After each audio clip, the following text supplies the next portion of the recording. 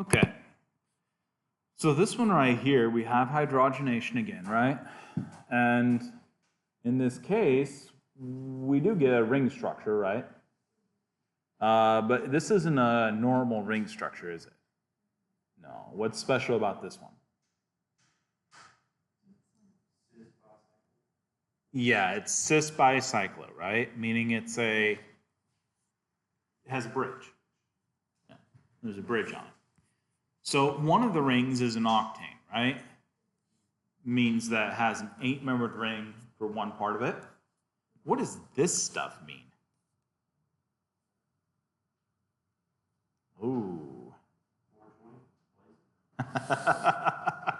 Kind of, right? Okay, so 420 means that the ring, there's a 4-membered ring connected with a bridge that's 2, right? Okay. And the 0 is how many carbons on the other deal. Okay, no carbons between. Okay, so bicyclic, 2 rings, and this gives you the numbers for the things. You could have actually figured that out without that, okay? And the reason you could have figured that out is how it's split down here, okay? So if you failed to understand the numbers here, it actually reinforces below, right? And how it reinforces below is, so you know it's an octane, 8-membered ring, and it has some number of carbons making a bridge over it, right? Making it 2 rings. One of those rings actually comes apart here, doesn't it? See that? And you're left with a 4-membered ring. Well, that wasn't the octane ring, was it? That was the bridge. So you know the bridge makes a 4-membered ring. Cool, huh? Okay. So what else do we have to look for? Well, if we have a bridge and we have a ring that is 1, 2 degrees of unsaturation, and that means we have 1 more degree of unsaturation we need to take care of, don't we? And so that would be a double bond, right? And we know that makes a lot of sense because, well, we're going to split this ring, aren't we? Using the ozonolysis reaction. Okay. So how do I place that double bond? Well, I know it's not the 4-membered ring, so it has to be the 8-membered ring, right? And I need one of the fragments to give me, coming off the 4-membered ring, 1, 2, 3 more carbons, right? Okay.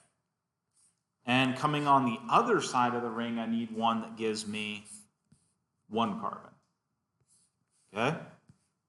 And so I get my 8-membered ring here, connected to a 4-membered ring there. How many separation? Well, it doesn't make sense. First off, a 4-membered ring wouldn't make a lot, would be difficult to bridge over here. That would give me a different thing, right? Okay. Okay. But the other part of that is I actually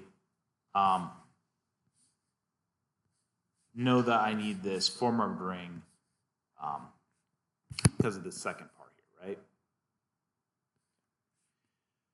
Okay, anyways, so the 4-membered ring, I need to make a 1 carbon with oxygen fragment on one side and a 3 carbon on the other, don't I?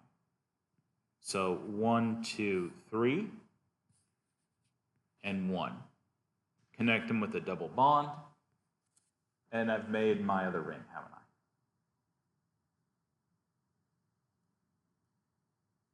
I know the double bond has to be split by ozonolysis. And so I have on carbons 1 and 2 of the 4-membered ring, 2 fragments coming off, 2 groups coming off, one with 3 carbons. Yeah. Off of this 4-membered ring, I have a 1 carbon group and a 3 carbon group. And I know that ozonolysis is going to chop those at a double bond. So I need my double bond there, right? Okay. Alternatively, that's how you figure out where that double bond is, the fragment size on each side.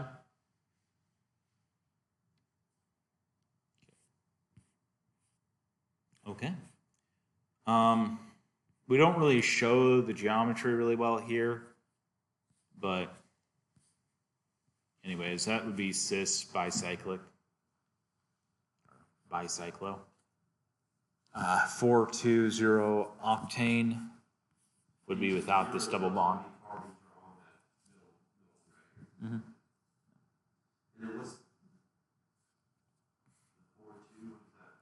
4 in the ring, 2 on the bridge.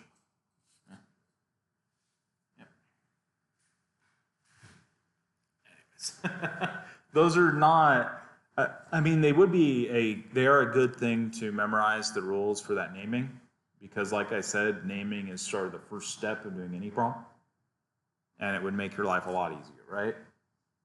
But in this case, you didn't really need the naming per se. You can actually figure most of that out just by using the other information that's given here. Okay?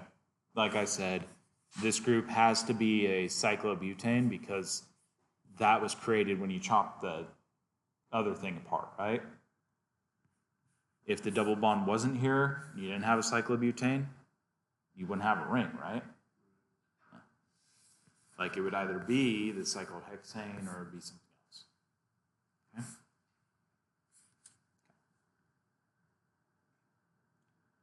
Okay? Okay. Excellent. Does anybody have any questions? By the way, does anybody see the cyclooctane? That's what I was just counting. It's because you added the two. Yes. This is a bridge, right? Yeah. That's why I was counting. So it's not Yeah. Yeah. Another way of looking at this, and this is the quote-unquote correct way, would be to look at the largest ring, right? And the largest ring would be this right here. Remove that. Okay? So you have 8 carbons in that ring, right? And then what this is saying here is that your bridge has 0 carbons in it. You have 2 more carbons being added to this. So if it had like a 1, if it was 4, 2, 1, that means that bridge would come to a point. Yes. And you'd have another carbon right there. You got it. And this ring fragment would have been a 5-membered ring. Yeah. Yeah. Anyways, you got the idea. Don't forget, there's many ways to get to the same end, right? Yes, there is. I would not want to skin my kitty.